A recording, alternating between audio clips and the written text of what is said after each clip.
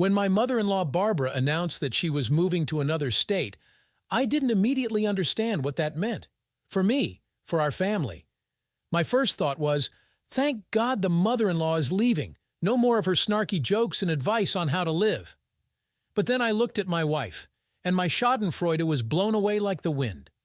Sarah looked lost, almost crushed. Of course, her only mother, her best friend, was moving 1,000 miles away, leaving her settled place, friends, familiar routine. And to hell with the routine, but us too. "But why, Mom?" Sarah asked, bewildered, crumpling a napkin in her hands. "You like it here. You have a house, a job. We're close by after all. Why give it all up?"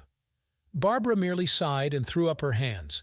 A strange expression froze on her face, either fatigue or resignation. "Sarah, try to understand. It will be better this way.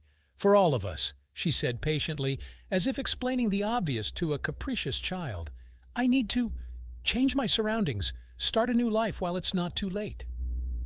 A tense silence hung in the air. Even I, not the most sensitive person in the world, realized something was fishy here. My mother-in-law wasn't just going off to parts unknown on a whim. Something was gnawing at her, something serious. But what? "Okay, Mom, if that's what you've decided," Sarah finally forced out, lowering her eyes. A single tear rolled down her cheek. "Just let us at least help you. With the move, with getting settled in the new place. It'll be hard for you alone." And then Barbara looked at me, directly, point blank, with a cold, appraising gaze, which sent shivers down my spine and made my mouth go dry. "Well, that's good. Let Theo help me," she said hoarsely, grinning crookedly. "At least he'll be good for something other than sitting on the couch and guzzling beer." My jaw nearly dropped in indignation. So that's how it is. I'm the bad guy now? I mean, come on. She decides to move out of the blue, and I'm supposed to work like a dog indulging her whims? She's really lost it. But meeting my wife's teary eyes, I bit my tongue.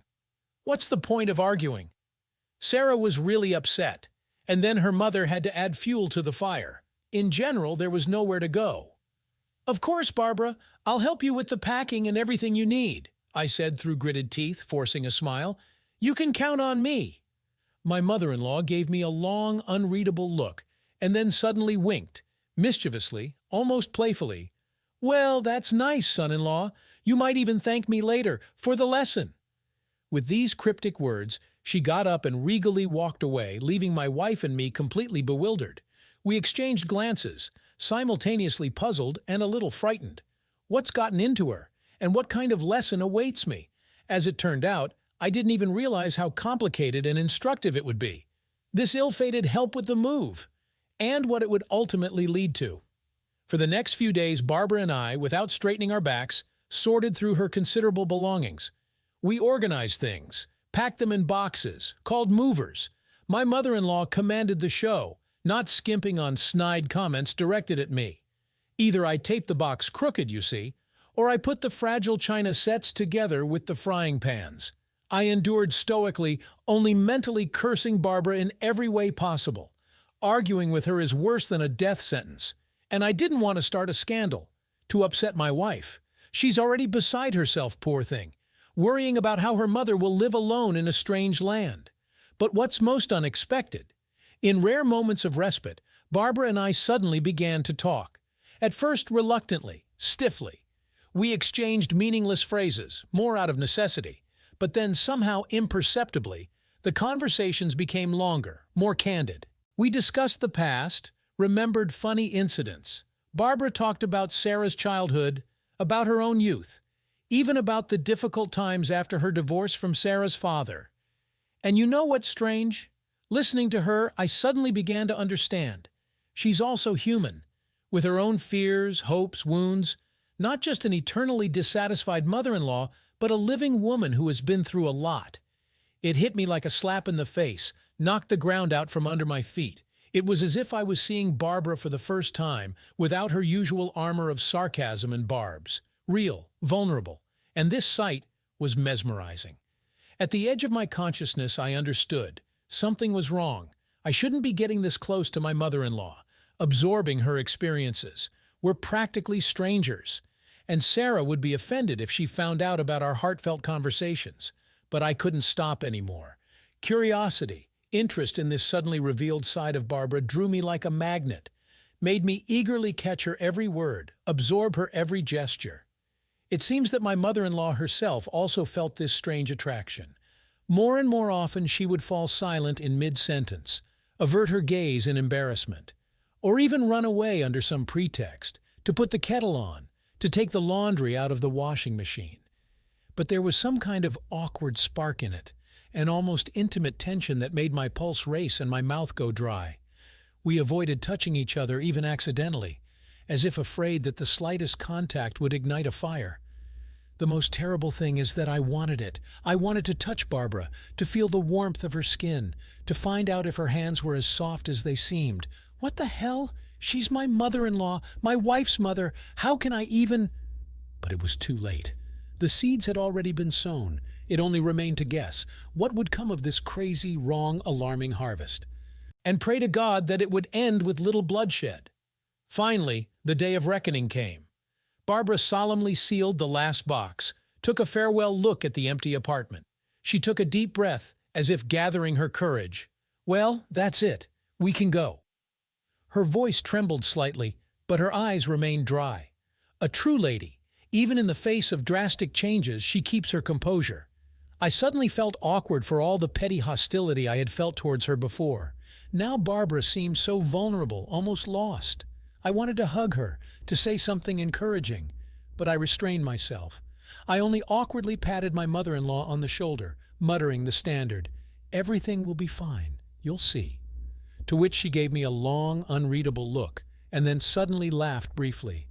"You were a bore, Theo, and you still are. Oh, those platitudes of yours." Snorting, Barbara grabbed her bag and resolutely marched to the door. What a spiteful old woman. Nothing's ever good enough for her. Sighing, I trudged after her, grumbling under my breath about the ingratitude of certain individuals. On the way to the airport, my mother-in-law remained silent, staring out the window. Only occasionally did she throw me strange, almost appraising glances, which made me uneasy, and an incomprehensible heat spread inside me. What's wrong with her? And with me, for that matter? When the taxi stopped at the terminal, Barbara suddenly turned to me.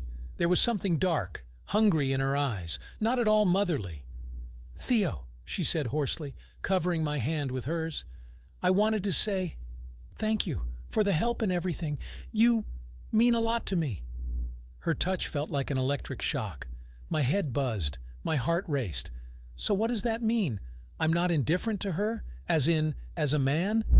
Apparently my stunned expression eloquently reflected my confusion. Barbara laughed nervously, pulled her hand away. "Okay, never mind. Don't take it to heart, I'm just..." She waved her hand awkwardly and hastily climbed out of the car. "I have to go. The plane won't wait." And off she went, leaving me alone with my raging heart, burning cheeks, and a feeling like I'd been whacked upside the head with a dusty sack. Well, here we are, Theodore. You've done it now. If I had known what this damn help with the move would lead to, I would have run away like nobody's business. But all I could do was take a deep breath, grit my teeth harder, and drag myself to the waiting area. I didn't even want to think about what would happen now, and how these innuendos, vague hints would translate into reality. Or maybe it's a good thing she's flying away. She'll go to the ends of the earth, and everything will gradually be forgotten, fade away, become only a vague, fleeting memory. Yeah, right. Who am I kidding? The memory of this strange, disturbing, wrongly alluring feeling is unlikely to be erased now, even with distance and time. A week later, I was sitting on a plane flying towards my personal nemesis, towards Barbara, for crying out loud. The stubborn woman had been bombarding me with messages from her very first days in the new place, saying she was all alone, couldn't cope, help me, come, as if she would fall apart and die without my royal hands. To hell with this great migration of peoples. That's what I would have said if it wasn't for Sarah. My wife was going crazy with worry about her mother. She kept wanting to rush to her herself. "Honey, what kind of mover are you?" I persuaded. "Your back is bad, have you forgotten? And anyway, you need to rest, in your condition." "Oh yes, they sure did us a favor. Trust Sarah to get pregnant now of all times? It's like she planned it on purpose, honestly.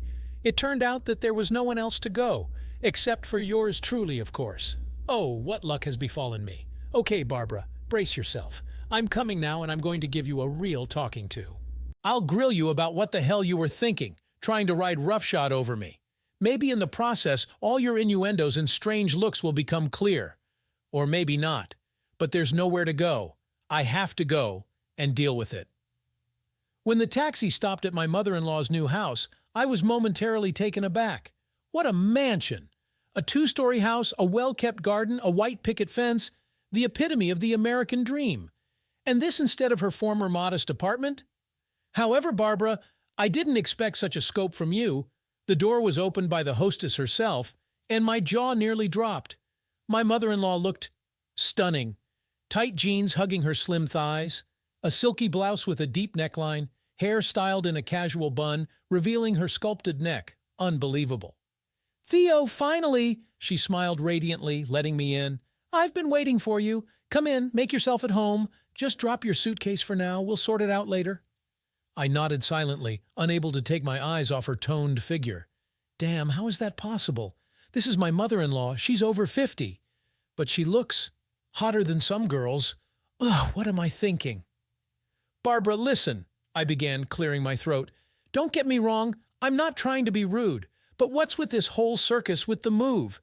You managed fine on your own. Look at this mansion you've built. Why drag me here for no reason?" My mother-in-law froze, staring at me intently. There was something strange, elusive in her eyes, challenge mixed with mischief. "Theo, do you really still not get it?" she said softly, coming closer. "Too damn close?" "Did you think I only asked you here to move furniture?" My mouth went dry. Slowly, reluctantly, the true meaning of her words began to dawn on me. Her looks, her playful tone. No, it can't be. She can't be serious. But Barbara had already wrapped her arms around my neck, breathed hotly right into my lips. "I missed you, Theo." "Missed you? Our conversations. What flashed between us then, before I left? You felt it too, didn't you?" Oh my God.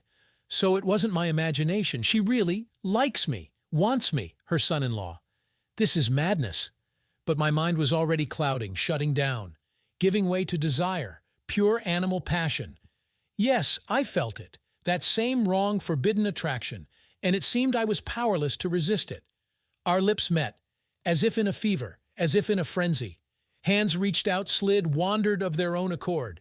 In the whole wide world there was only us, and this scorching, mind-blowing heat. I think I was going crazy, losing the last shreds of self-control. We did it right there on the floor. Passion engulfed us completely, filled us with a primal, all-consuming thirst. We surrendered to it completely, forgetting everything in the world. It lasted an eternity, and at the same time flew by in an instant, until finally the passion receded, leaving behind a sweet languor and the bitter aftertaste of guilt. What have we done?